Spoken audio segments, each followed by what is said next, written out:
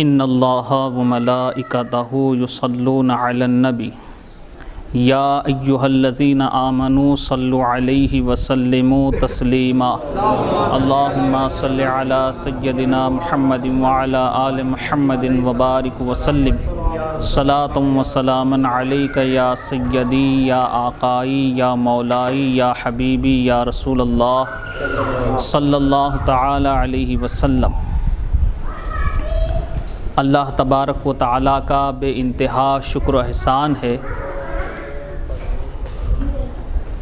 کہ اس کے فضل و کرم سے اس نے ہمیں آپ کو ایمان و صحت کی سلامتی کے ساتھ اپنے نیک بندے کی بارگاہ میں نذران عقیدت پیش کرنے کا یہ موقع عطا فرمایا۔ چونکہ وقت بھی کافی ہو چکا ہے، ظہر کا وقت شروع ہو چکا ہے، نماز ظہر بھی ادا کرنا ہے، لیکن جیسا کہ صوفی باصفا خلیفہ حضور شیخ الاسلام حضرت مولانا محمد اقبال اشرفی رحمۃ اللہ تعالی علیہ کی وصیت تھی کہ ہر سال میرے انتقال کی تاریخ آنے پر اس طرح سے پروگرام کو کرنا ہے، تو چونکہ وصیت جس کے سامنے سنائی گئی تھی اس میں ہم بھی موجود تھے، تو اس حساب سے بھی ہماری ذمہ داری بنتی ہے، لیکن ذمہ داری تو اپنی جگہ ہے۔ اللہ تبارک و تعالیٰ نے اپنے اس نیک بندے کی محبت جن کے دلوں میں ڈالی ہے، وہ سب ان کی محبت میں یہاں پر آئے ہیں، اور یہی مقصد لے کر آئے ہیں کہ ان کی بارگاہ میں آ کر کے کچھ نیکیوں کا کام کرے، ثواب کا کام کرے، اپنی آخرت کو سنوارنے کا کام کرے۔ تو اب زیادہ تو میں آپ کے سامنے نہیں بولوں گا، مختصر وقت میں جو ضروری بات ہے، تاکہ ان کی جو بات تھی اس کے مطابق ہمارا خراج بھی پیش ہو جائے۔ پھر انشاءاللہ میرے بعد حافظ محمد توفیق اشرفی صاحب وہ بھی کچھ دیر بولیں گے، اور اس کے بعد برادر اکبر خلیفہ حضور شیخ الہند و اشرف ملت حافظ عرفان اشرفی صاحب بھی ہمیں کچھ نصیحت کریں گے۔ یہ موقع ہی اس لیے رکھا گیا تاکہ ہم ان کے دربار میں آ کر اپنی آخرت کو یاد کریں۔ اللہ والے اسی لیے یہ وصیت جو کرتے ہیں، اللہ والوں کا یہ طریقہ رہا ہے، اور اللہ والے اللہ والوں کے طریقے پر ہی رہتے ہیں۔ تو مولانا محمد اقبال اشرفی علیہ الرحمہ یہ بھی اپنے بزرگوں کے طریقے پر ہی تھے، اور جیسے بزرگوں نے وصیت کی تھی ویسے ہی وصیت حضرت مولانا اقبال اشرفی نے بھی کی تھی۔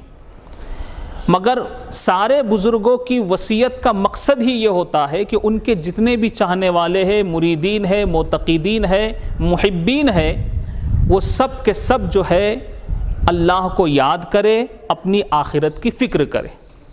اللہ والے ہمیں اللہ سے جوڑنے کی کوشش کرتے ہیں، کیونکہ بندے کا اصل مقصد ہی یہ ہے کہ بندہ جس کا بندہ ہے وہ اپنے رب کی معرفت حاصل کرے، اپنے رب کو پہچانے۔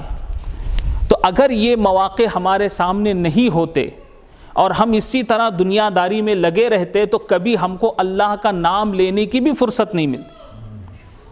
لیکن یہ کرم ہے ان اللہ والوں کا کہ اللہ والے ہمارے درمیان رہے اور ہمارے درمیان ہے، تاکہ ان کے وجہ سے ہم اور آپ دنیا سے ہٹ کر کے اللہ کے قریب ہوتے ہیں، اللہ کو یاد کرتے ہیں۔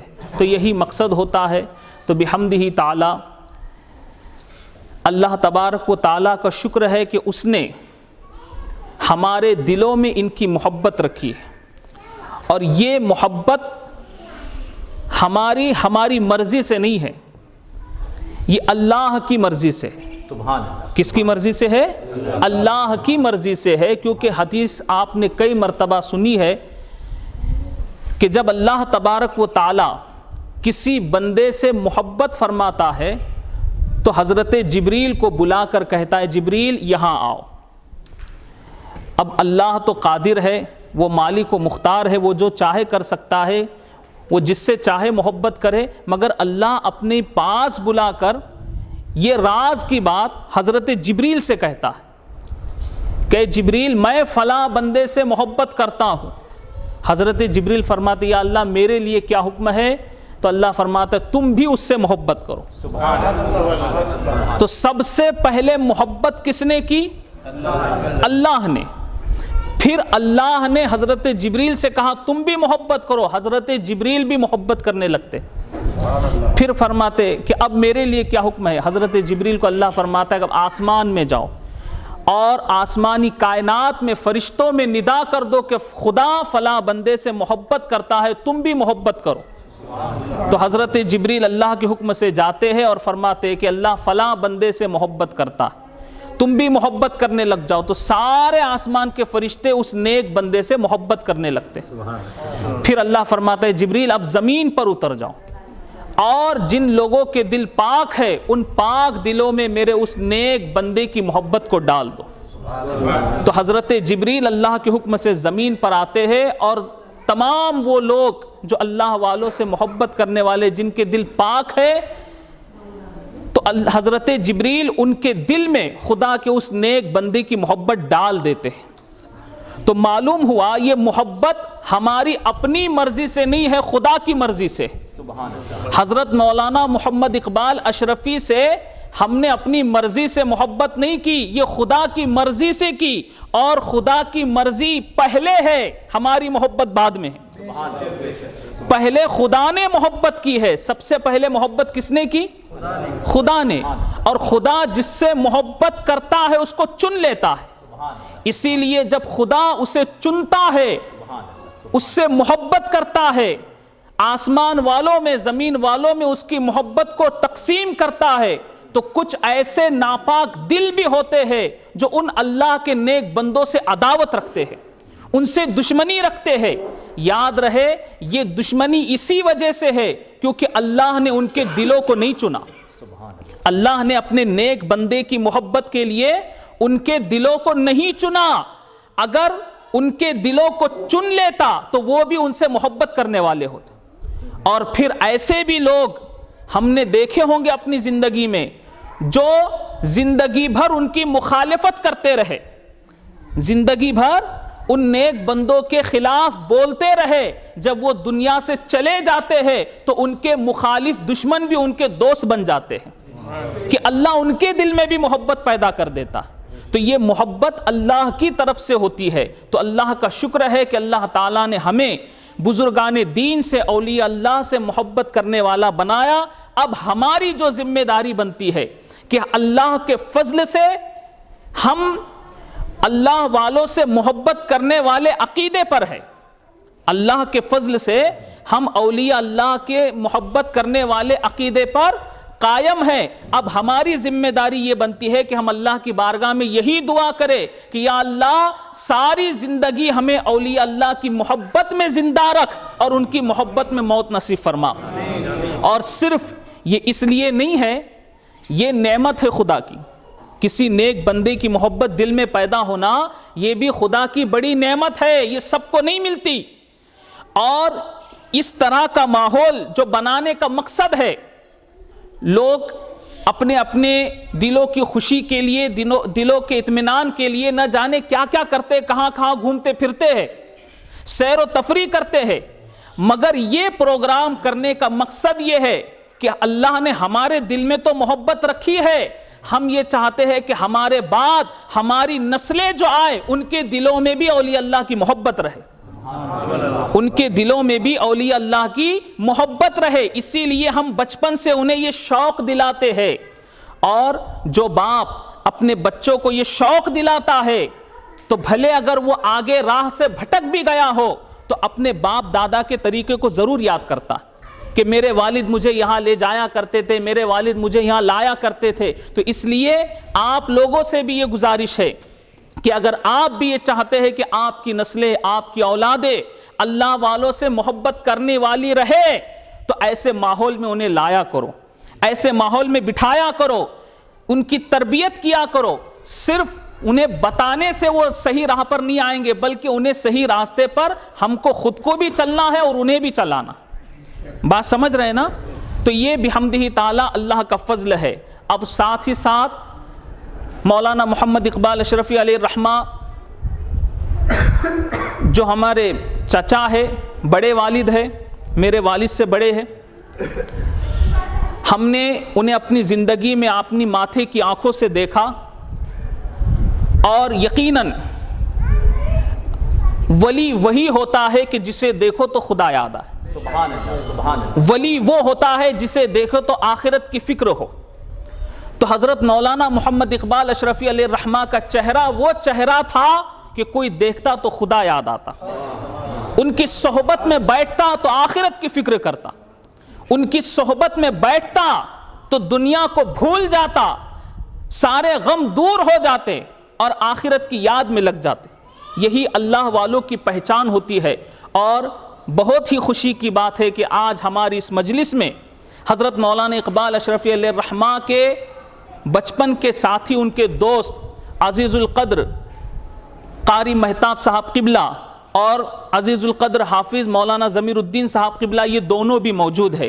ان کی سرپرستی ہمارے لیے یہ بہت بڑی بات ہے کہ انہوں نے ہمارا ساتھ دیا، ہماری ہمت افزائی کی، اور حضرت مولانا اقبال اشرفی علیہ الرحمہ کی وجہ سے ہی آج ہمیں یہ ماحول ملا ہے۔ بے شک، یہ ماحول آج ہمیں انہی کی وجہ سے ملا ہے، اور انہوں نے انہیں پہلے سے دیکھا ہے۔ اور میرے بڑے والد محترم مولانا اقبال اشرفی کے بڑے بھائی بھی موجود ہے، انہوں نے تو بچپن سے ان کی زندگی کو دیکھا ہے، اور بچپن کی زندگی کو دیکھ کر وہ اس بات کی شہادت بھی دیتے ہیں کہ بچپن سے ہی ان کا شوق کھیل کود کی طرف نہیں تھا، کھیل کود کی طرف شوق نہیں تھا، اللہ کی گھر کی طرف جانے کا شوق تھا، سبحان اللہ۔ نماز پڑھنے کا شوق تھا۔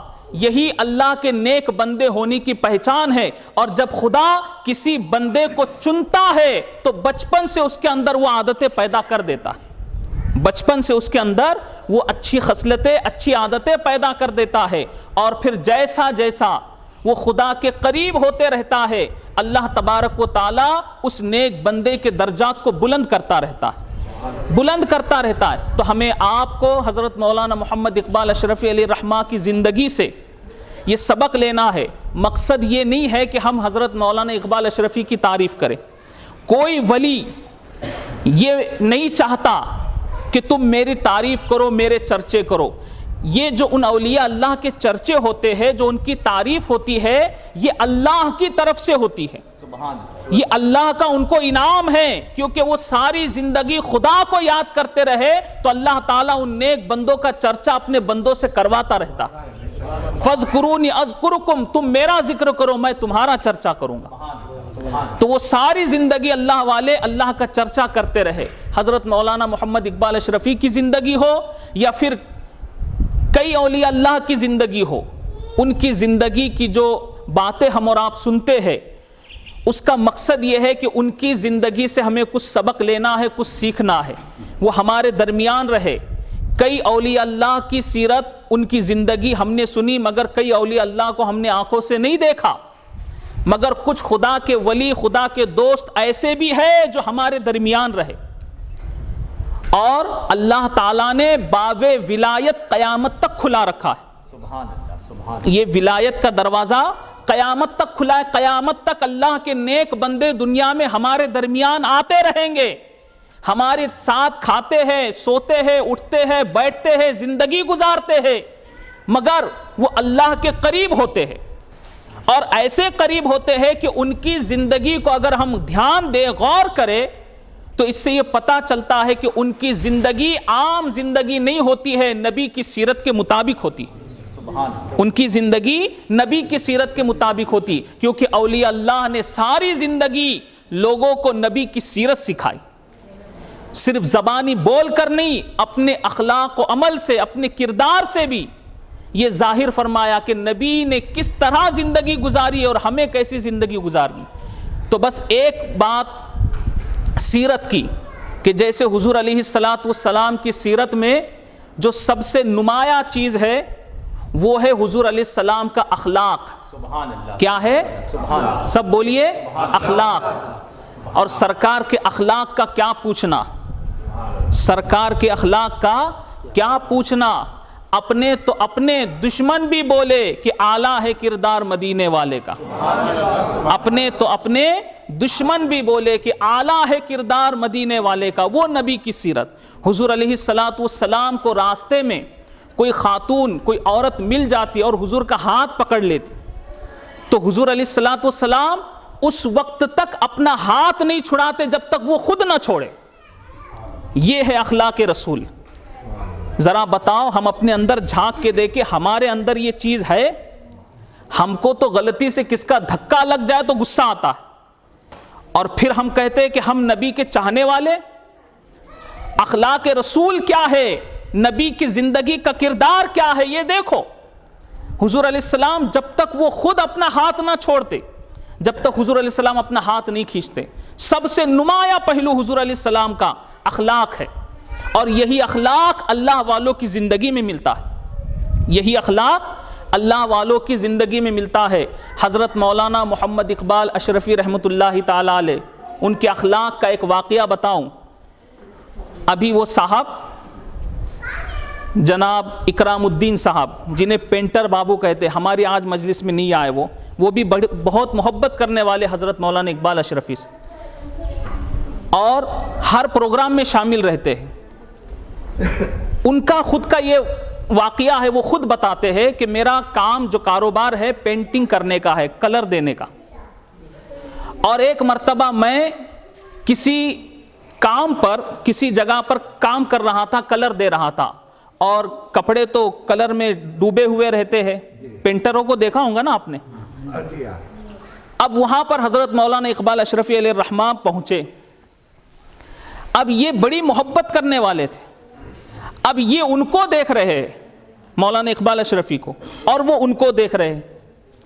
ان کے دل میں یہ تمنا مچل رہی ہے کہ میں حضرت مولانا اقبال اشرفی کو جا کے مصافحہ کروں, لیکن دل میں یہ خیال ہے کہ کپڑے اتنے گندے ہیں اور اتنی بڑی شخصیت کے سامنے جا کے کیسے ہاتھ ملوں. ایک خیال دل میں ان کے گزرا کہ اتنی بڑی شخصیت کے سامنے جا کے میں کیسے ہاتھ ملوں. وہ ان کو محبت سے دیکھ رہے اور مولانا بھی ان کو دیکھ رہے تھے. کافی دیر کے بعد مولانا قریب آئے اور مولانا نے کہا ملنے کا ارادہ ہے آپ کا؟ سبحان اللہ. حضرت مولانا اقبال اشرفی علیہ الرحمہ نے کہا ملنے کا ارادہ ہے آپ کا؟ تو انہوں نے کہا مولانا میں تو بہت شوق سے آپ سے ملنا چاہتا ہوں, مگر یہ کپڑے گندے ہیں اس کی وجہ سے ہمت نہیں ہو پا رہی, کپڑے صحیح نہیں ہے اس لیے میں ہمت نہیں کر پا رہا ہوں. تو حضرت مولانا اقبال اشرفی نے فرمایا کہ کپڑے گندے ہیں, دل تو صاف ہے. کپڑے صحیح نہیں, تمہارا دل تو صحیح ہے, لاؤ ملاقات کر لیتے ہیں. اور وہ پینٹر بابو کہتے اکرام الدین بھائی کہ مولانا اقبال نے صرف مصافحہ نہیں کیا, مجھے گلے سے بھی لگایا. میں بے انتہا خوش ہو گیا. یہ اللہ والوں کا کردار, یہ ان کے اخلاق ہے, ان کی زندگی سے ہمیں سبق لینا. ہم تو دیکھتے ہیں یہ کون بڑا ہے, کون پیسے والا ہے, کون سرمایہ دار ہے, کون اچھا ہے, لیکن اللہ والوں نے یہ سبق دیا ہے. اللہ والوں نے محبت کا پیغام دیا ہے, اللہ والوں نے محبت کا میسج دیا ہے. اور اگر ہم نے ان کی زندگی سے کچھ نہیں لیا تو پھر زندگی بھر ان کے در پہ تم پڑے رہو اور زندگی بھر ان کے در کی جھاڑو بھی لگاؤ. یہ تو ان کی دعا کا فیض, یقیناً ان کی خدمت کا فیض ملے گا, وہ دعا کر لیں گے, لیکن ان کو وہ خوشی نہیں ملیں گی جس کام سے وہ خوش ہوتے. اللہ والوں کو خوش کرنا ہے تو جو کام انہوں نے زندگی بھر کیا ہے وہی کام کرو, اور اس کام میں اپنے آپ کو لگاؤ, اپنی نسلوں کو لگاؤ, تاکہ ہمارے دنیا سے جانے کے بعد ہم یہ امید کر سکے کہ ہاں ہمارے بھی کوئی پیچھے ہے جو ہمیں یاد کرنے والا ہے, ہمارے بھی کوئی پیچھے ہے جو ہم سے محبت کرنے والا ہے. انہوں نے اللہ سے محبت کی, اللہ نے ان کی محبت کو ہمارے دلوں میں ڈال دیا. یہ ہماری اپنی مرضی سے نہیں ہے. اللہ کی بارگاہ میں دعا ہے کہ اللہ تعالی ہمیں آپ کو ان سے اور سارے اولیاء اللہ سے سچی پکی محبت کرنے کی توفیق عطا فرمائے, ان کی محبت والے عقیدے پر قائم رکھے. اور ایک خاص بات جو ضروری بات ہے کہ ان کی زندگی سے, اولیاء اللہ کی زندگی سے ایک سب سے بڑی چیز جو ہمیں لینا ہے نا, وہ یہ کہ اولیاء اللہ نماز کے بڑے پابند رہے. کبھی کوئی نماز نہیں چھوڑتے, چاہے کتنی ہی تکلیف ہو, اور یہ جو بات ہے حدیث پاک میں بھی ہے کہ نماز ساری عبادتوں میں سب سے افضل عبادت ہے. اگر کھڑے ہو کر پڑھنے کی طاقت نہیں تو بیٹھ کر پڑھو, بیٹھ کر پڑھنے کی طاقت نہیں تو لیٹ کر پڑھو, اشارے میں پڑھو, مگر نماز معاف نہیں ہے. یہ جانتے سبھی ہے نا؟ ذرا بولیے, پوچھ رہا ہوں میں, جانتے سبھی ہے نا؟ کرتا کون ہے؟ جب ایسی مصیبت آتی ہے تو سر میں درد ہو تو نماز چھوڑ دیتے, ہلکا پھلکا بخار آئے تو نماز چھوڑ دیتے. اللہ والوں نے یہ سبق دیا ہے اپنی زندگی میں کہ چاہے کتنی ہی تکلیف ہو کبھی نماز نہیں چھوڑتے. حضرت مولانا محمد اقبال اشرفی, مولانا ضمیر الدین قادری صاحب, قاری مہتاب صاحب موجود ہے, یہ خود اس بات کے گواہ ہے. انہوں نے ان کے ساتھ سفر کیا ہے اور انہوں نے ماتھے کی آنکھوں سے دیکھا ہے حالت سفر میں بھی, ٹرین میں بھی ہو یا جہاں پر قیام ہو وہاں پر بھی, آدھی رات کو اٹھ کر, جب سارے ساتھ والے سفر کے ساتھی سوئے رہتے تھے, آدھی رات کو اٹھ کر کے وہ نماز تہجد ادا کرتے, تہجد کے بھی پابند تھے.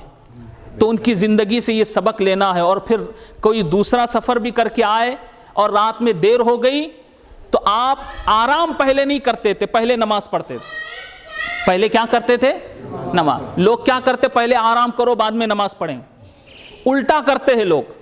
لیکن اللہ والوں کے طریقے پر چلو, یہی راستہ سیدھا راستہ ہے اور یہی راستہ جنت کا راستہ ہے. اللہ تعالی ہمیں آپ کو صراط مستقیم پر چلائے اور اسی پر قائم رکھے, اسی پر موت نصیب فرمائے. وآخر دعوانا ان الحمد للہ رب العالمین.